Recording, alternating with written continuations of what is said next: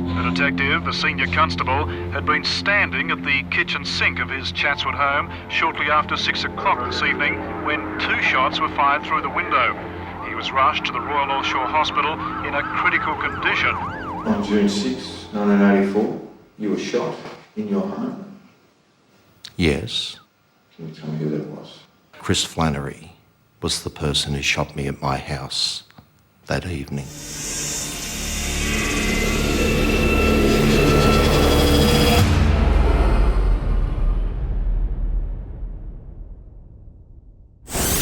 The man who shot New South Wales detective Michael Drury was born in 1948 in the working-class suburb of Brunswick, Melbourne.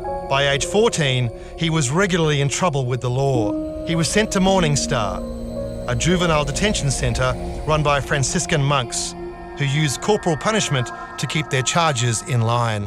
Aged 19, Flannery was sent to Pentridge Prison for a string of violent offences, including Again, he refused to submit to the rules and was transferred to H Division, a section of the jail designed to break the will of even the hardest core criminals. The guards who ran H Division were bashers and sadists. They subjected the inmates to the worst kind of physical and mental brutality. Beaten but not broken, he continued to defy authorities, stripping naked and going on a hunger strike. His brother, a respected lawyer, alerted the media to the torturous conditions within H Division. The publicity helped bring about a formal inquiry.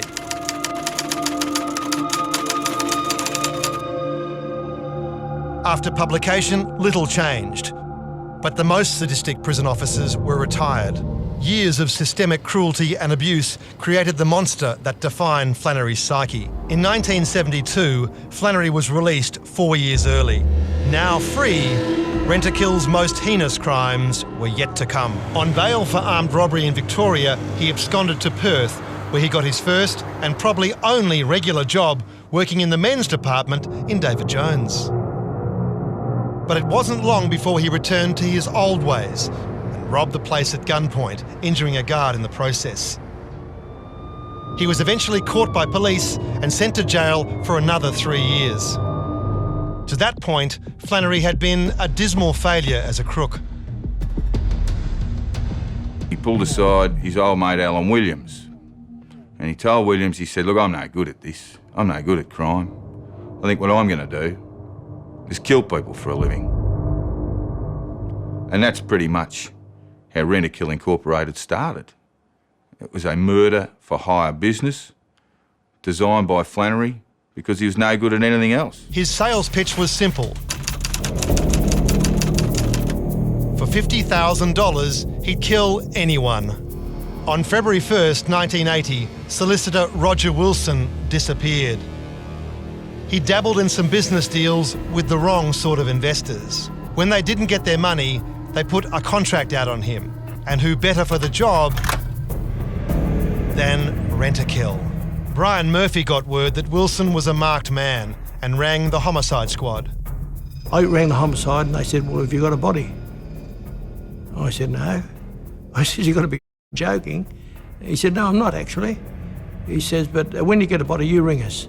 So we told one another, and on our way we went. Mr Wilson was last seen here at the factory premises at the corner of Currajong Street and Robbs Road in Footscray on Friday night. He was working late with other company executives evaluating a new product. He is said to have been very enthused by the product and was in high spirits.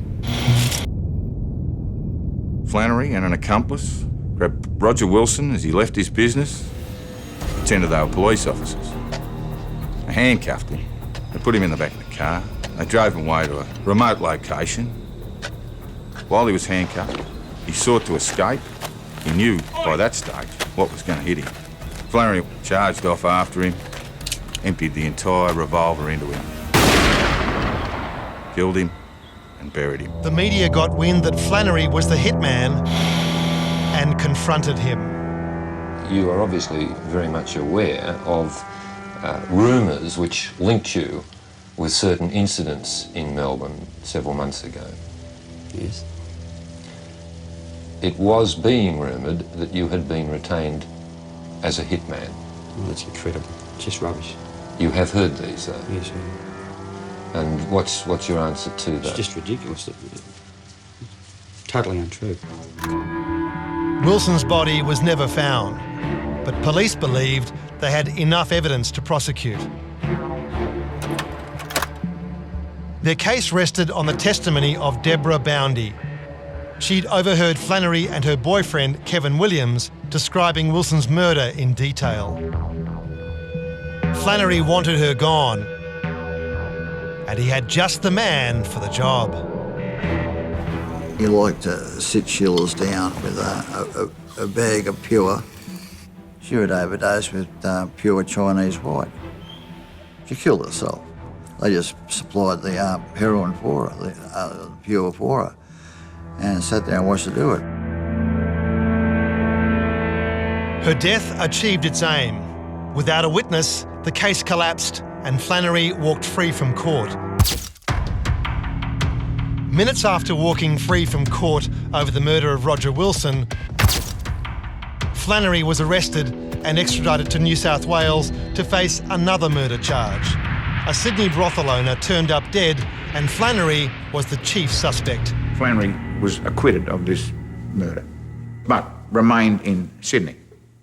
But in that time that he was here, having to report to the police, of course, this is when all this mayhem started up. And I don't know, it was like just trouble. Everywhere he went, there was trouble. With his family now relocated to Sydney, Rent-a-Kill was on the hunt for work. He accepted a contract to hit a drug dealer named Terence Basham and his partner, Susan Smith. 39-year-old Terence Basham and his 30-year-old de facto wife, Susan, were in the lounge room of their home at Stoker's Siding on Friday night when someone came through their back door.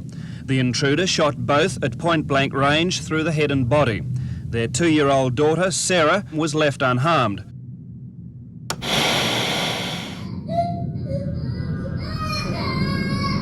The distraught toddler was found hugging her parents' lifeless bodies when their murders were discovered the next day.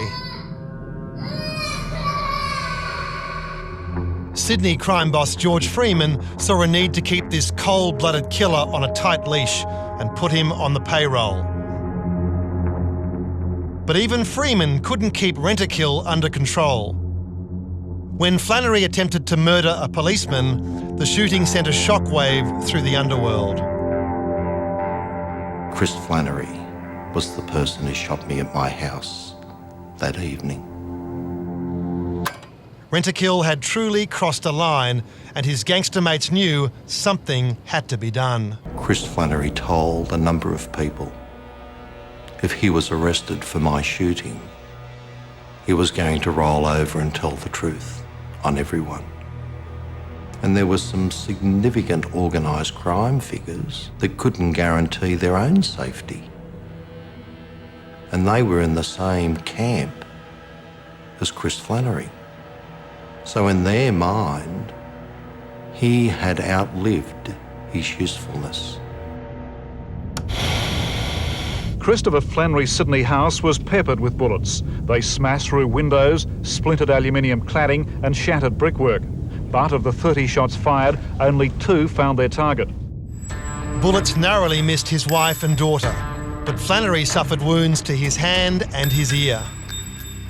The hitman was now the target and turned to drugs to stay on high alert. Flannery had been taking cocaine and speed most of his life, most of his adult life, but in the last 3 months of his life, he was taking cocaine virtually 10, 20 times a day. It was known that he was not sleeping, he hadn't slept, possibly for 2 or 3 weeks before the day of his disappearance, and obviously would be suffering sleep deprivation, forms of psychosis, that sort of thing. It's never been proved, but it's widely believed that George Freeman ordered the hit. Flannery was still employed as his minder stroke standover man. Flannery and George Freeman used to regularly take a sauna together. And on one of these occasions when they were having a sauna together, Freeman casually mentioned to Flannery that he had access to a high-powered machine pistol. And in fact said to Flannery, "Are you interested?" And of course he registered a positive response, and that was it. Ultimately, Flannery went to Freeman's home, and what we've been told is during the course of the conversation there were two other people at the house, and Freeman went and retrieved the machine pistol. So Flannery fully expected a gun to be presented to him in his presence, but what he did not expect was to be shot with the same firearm.